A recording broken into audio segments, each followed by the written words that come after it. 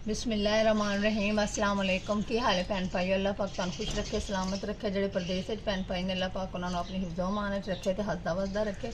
मैं अज बनाने लगी हाँ सेवियाँ। मैं घ्यो गर्म कर लिया तो मैं इलायचियाँ पाइया ने दो।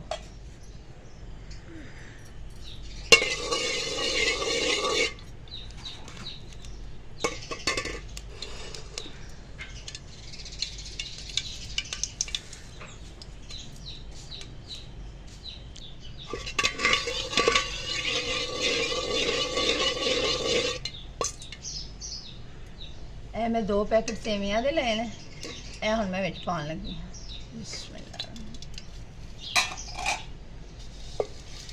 इन्हां नूं रोस्ट करांगे। मैं तोड़ लिया सेवियां।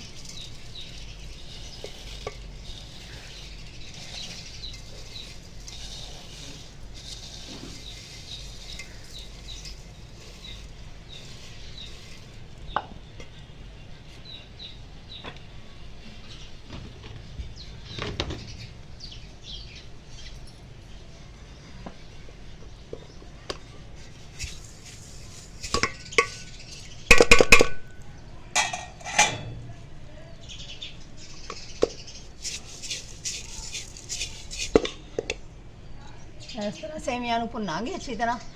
तो रोस्टिड हैं तो सही, लेकिन थोड़ी होर भुनाई करांगे ताकि इन्हां दा कलर अच्छा आए तो सही तरह भुनिया जाए। सेवियां देखो माशाल्लाह कितना खूबसूरत कलर हो गया। रोस्ट कर लिया ने। हुण इन्हां च ना पानी पावांगे।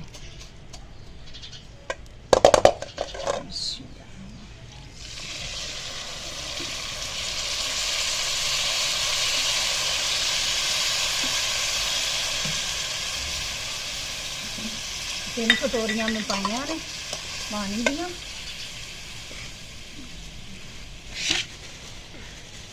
कोई लोग शीरा बना के बनाते हैं, लेकिन मैं तो इस तरह ही बनानी हूँ। एक कटोरी फुल चीनी की पाई,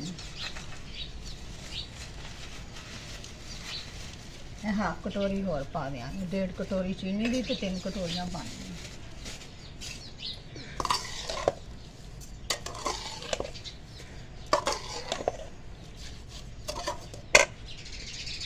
फ्लेम थोड़ा हाई करांगे ताकि चीनी मेल्ट हो जाए।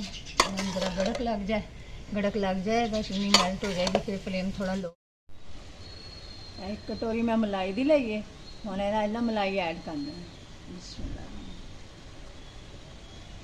दम ते रखने तो पहले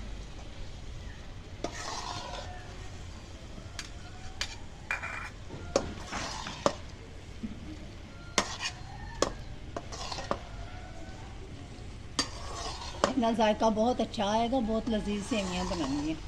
तुसी इस तरह बना के ट्राई करके वेख लो। वो करते हैं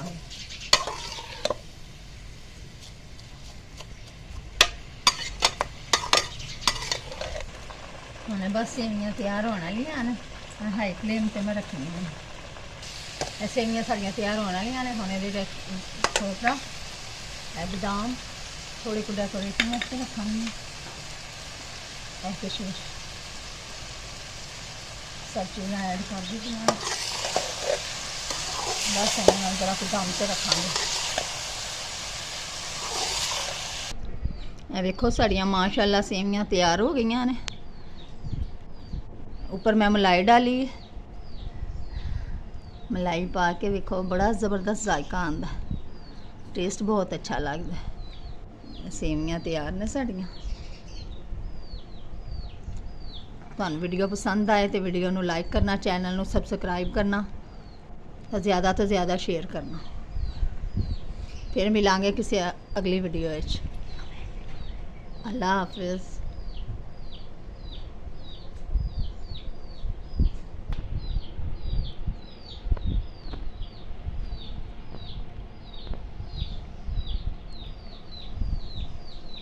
चल अब तस्वीर खींच।